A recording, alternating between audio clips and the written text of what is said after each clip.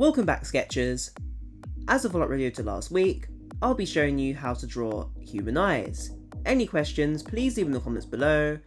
If you're stuck on anything, please let me know, and let's get on with it.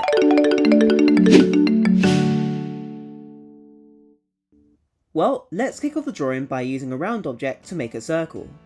This will be the iris. Any size will do, any object will do, but just make sure that it's small enough to fit the whole eye on it.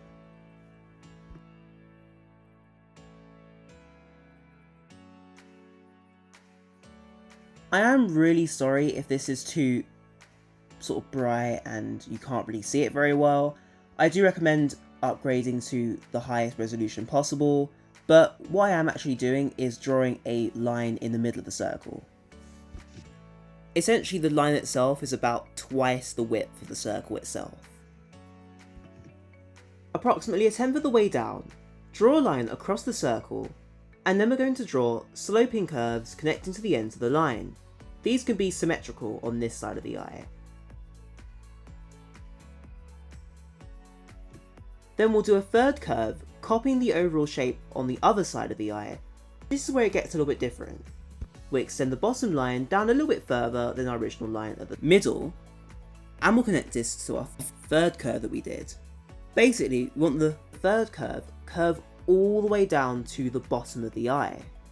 Oh, and don't forget to add a small faint curve on the left hand side of the eye. After this, we're going to draw a circle in the centre of the circle that we've already drawn, which will be the pupil.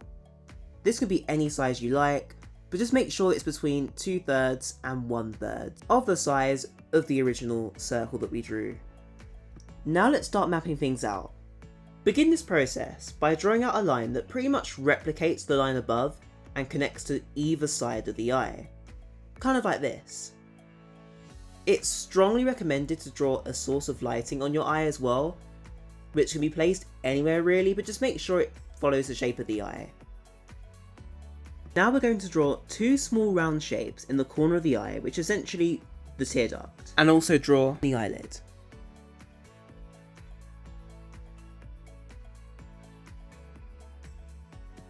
The next step is to shade in all of the pupil using the darkest pencil you can find. We need this to be pretty much black, so make sure that you're pressing as hard as you can. Not too hard, of course, but I think the best option is to obviously use a dark pencil. I hope you know what I mean by that, like 8B, 6, the proper dark pencils. That's what you need to basically fill this pupil in with. Now using that same dark pencil, draw small flicks of varying sizes on the inside of the eye, flicking upwards towards the top of the eye. You want this to flick right out at the end of the eye and make them more straight, more towards the left and more towards the middle. And I'd also recommend it, if you can, drawing sort of like crisscross patterns as well to really keep that sort of naturalism going. And we want these flicks to be relatively thick. These are obviously the eyelashes.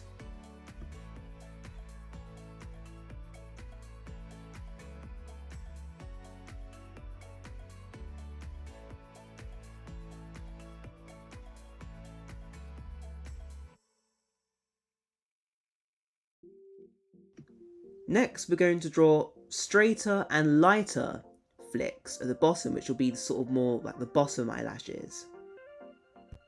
Let's now focus on the iris, as this is very important. We're going to draw small dark lines of varying sizes, all of which are approximately the same distance from the pupil as each other, around sort of like the centre of the iris essentially. When you draw these lines, make sure they're in sort of like clusters. These clusters need to be relatively the same size as each other. This will be very important later on. But yeah, just try to draw these in groups. This step is a little bit more hard to explain, but essentially just draw lightly drawn curves which curve around the groups of the lines, the small lines that we did before, and connect to an endpoint that's approximately 3/4 of the way to the edge of the pupil. Iris, I mean. Yeah, this is pretty hard. Just look at the screen and comments below if you don't know what I mean.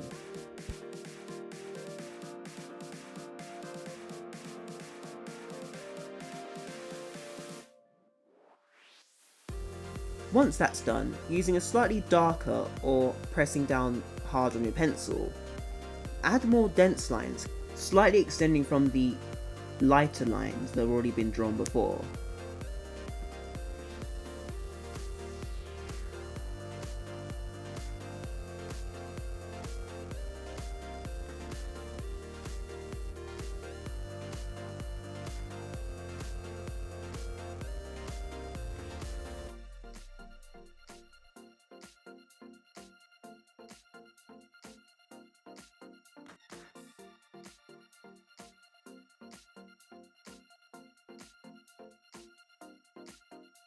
And then finish up by using a dark pencil and connecting to the edge. But we're not done yet, as now we need to add more detail to this. To do this, add even more densely packed small lines, the dark lines, to the existing ones in every single group. This should give each group basically more definition and will also allow us to add more groups of lines below this, well, more towards the edge, alternating with the original groups, kind of like I'm doing now.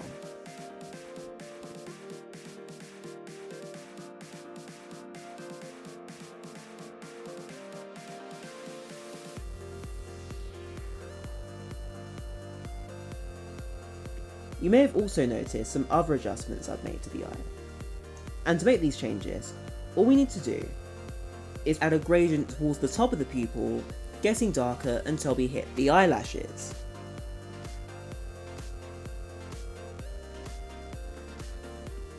And of course we need a reflection in said eyelashes, mainly in the lighting reflection that we started off with before. And finally, find the contrast of dark and light by going over the edge of the iris again to add more contrast to the iris.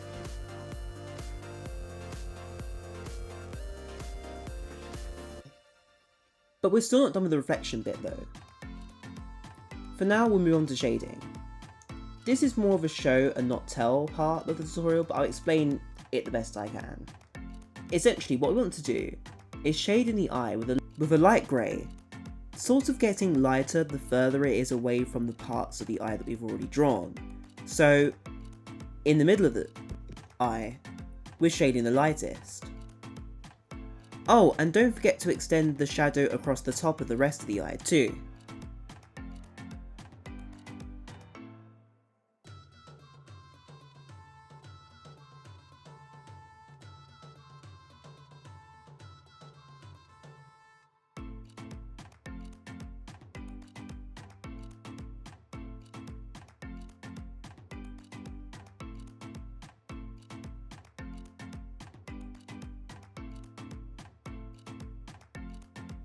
We're now going to draw a small little pocket on the side of the eye, which will create a little bit of depth.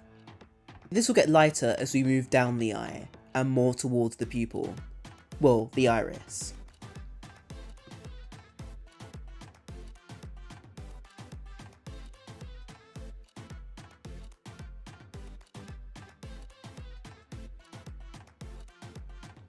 Oh yeah, and it's strongly recommended to shade in around the eye, which creates a much smoother, I guess more realistic transition of colours, shades, tones.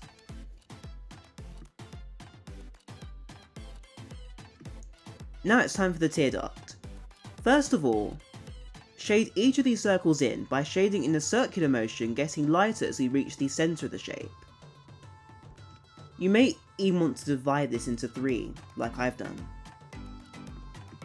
Next, refine this by shading in any empty space between the circles, using a slightly darker pencil. And essentially, just keep on doing this until you're happy. Just keep on refining it until you're happy.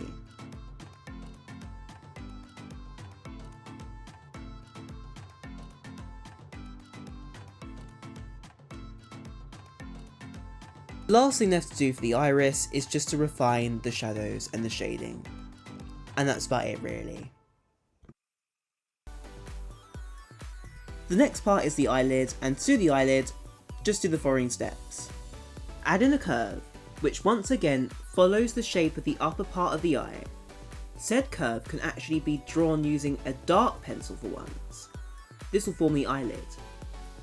Shade in the eyelid with darkish tones at the top, light tones in the middle, and have more of these light tones prominent in the middle of the eyelid.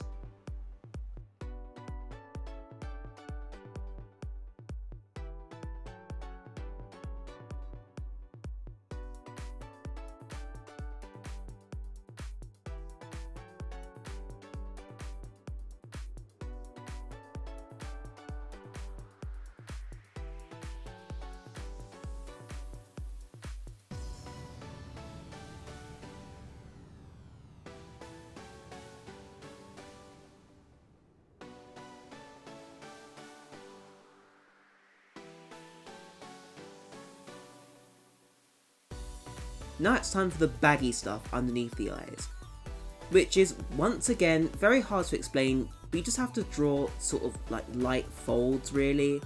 Generally keep this very light, as too much contrast make it look kind of ugly. And last but not least, as some finishing touches, you might want to draw some skin folds in said bags and have some more fainter eye sparkle elements too to the actual eye itself. And once you've done that, we're pretty much done really. If you have made it to the end of the tutorial, thank you so much for watching. Honestly, it really does help out a lot. I know this was sometimes a little bit hard to understand, so if you have any questions, please leave it down below. You know, don't be rude, don't be silly, but you know, please ask for help if you need it. On the screen right now are basically videos that you can go and watch right now. I've got a tree tutorial, oak tree, I've got a spruce tree tutorial, I've got a water drawing tutorial, and I've actually got a time lapse of this very tutorial on my last video as well if you want to check that out. But thanks for watching. I'll leave it up to you. I'll link it above and perhaps at the end of the video as well. But thanks for watching, and I'll see you in the next video. Catch you later!